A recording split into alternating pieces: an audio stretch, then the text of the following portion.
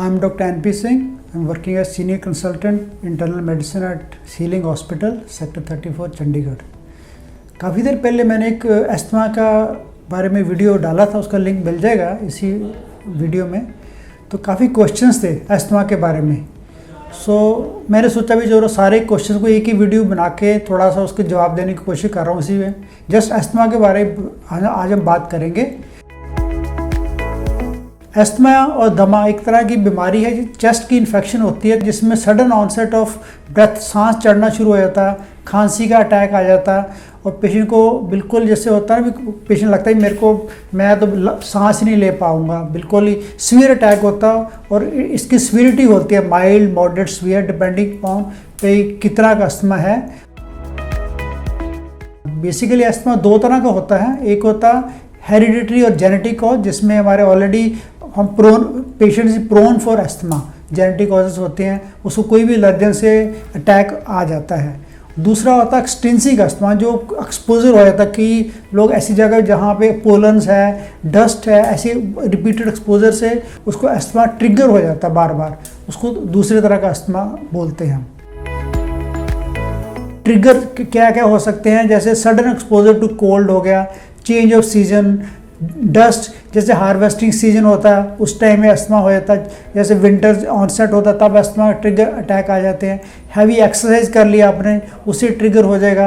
या कई बार emotional stress हो जाता है, उससे भी अस्थमा अटैक हो जाता है। जब कोई भी वायरल, जैसे फ्लू इन्फेक्शन हो गया, कोई भी वायरल इन्फेक्शन, बैक्टीरियल इन्फेक्शन, ये सारे ट्रिगर पॉइंट होते हैं जिसमें पेशेंट को एग्रावेशन हो जाती है, तभी अस्थमा हो जाता है।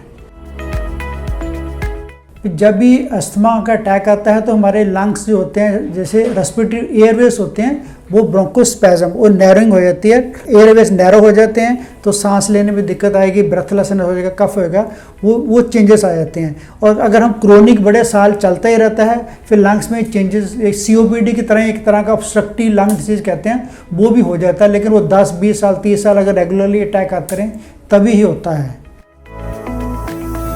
बेसिकली अस्थमा में तो ज़्यादा तो हम इन्हेलर्स ही देते हैं। और नंबर 2 ब्रोंकोडायलेटरी होते हैं, जैसे इन्हेलर भी एक तरह का ब्रोंकोडायलेटरी ही है। एक मेडिसिन डायरीफाइलिन, हम किसी ने पूछा था जेनरिक नेम का, डायरीफाइलिन होता है, एसिब्रोफाइलिन होते हैं, ये सारी मेडिसिन हम दे सकते हैं।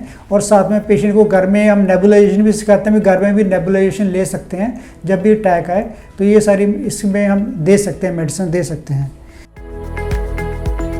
देखो ऐसा अस्थमा में कई बार यंग बच्चों में, बहुत ही छोटी एज ग्रुप में अस्थमा होता, कई बार अडल्ट में जाते हैं तो अस्थमा ठीक भी हो जाता है, ठीक है, ऐसा नहीं भी नहीं है। लेकिन कईयों को टेंडेंसी रहती ही है, उसको हम कहते हैं क्रोनिक, एक तरह का स्टेबल अस्थमा है, लेकिन जब चेंज ऑफ सीजन होएगा तब पेशेंट को ट्रिगर हो जाते हैं। तब हम पेशेंट को समझाते हैं ड्यूरिंग चेंज ऑफ सीजन आप इनहेलर्स ले लो या थोड़ी सी मेडिसिन का कोर्स कर लो। तो ऐसे क्रोनिक से चलता ही रहता है, लेकिन जब भी कोई भी एग्रावेशन होती है, सिम्टम होते हैं, तब सीवियर अस्थमा भी हो जाता है।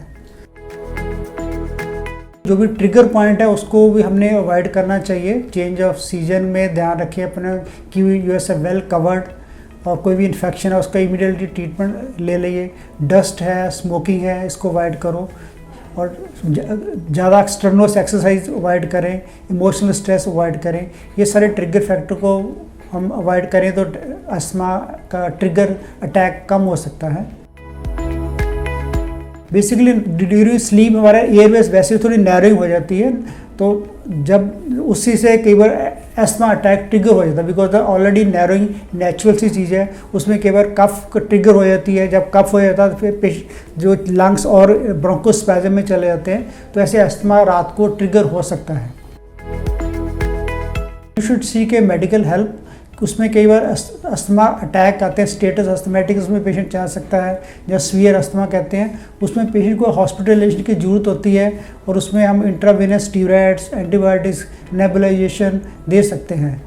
अस्थमा देखो है तो माइल्ड डिसीज़, लेकिन in very few cases it can be fatal also, मतलब इतना सीवियर अस्थमा होता कई बार तो पेशेंट घर में भी एकदम डेथ हो सकती है, इतना अटैक आ सकता है because of the sudden bronchospasm. बिल्कुल ही कई बार इतना ब्रोंकोस्पैज्म होता भी एयरवेज टोटली बंद ही हो जाते हैं और सांस आना ही बंद हो जाता है।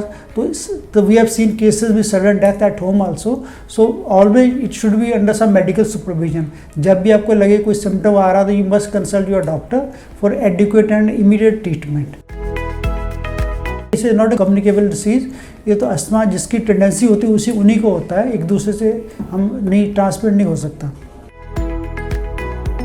थोड़ा सा ध्यान रखना पड़ेगा कि जैसे व्हेन यू एक्सरसाइज अगर लग रहा भी आपको वीजिंग हो रही है, जहाँ सांस लेने में दिक्कत है, उसी टाइम अवॉइड करो, भी ओवरगेशन ना करो।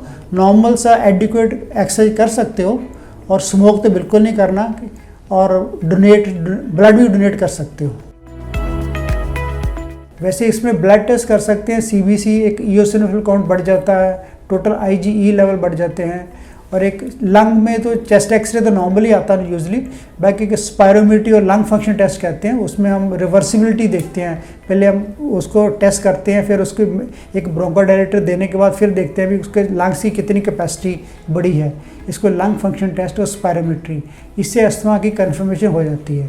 ये तो मैंने आपके जितने भी क्वेश्चंस थे सारे आंसर करने की कोशिश की है। फिर भी अगर आपने डिटेल में कोई क्वेरी है तो यू कैन ऑलवेज कमेंट, हम विल रिप्लाई योर क्वेरीज।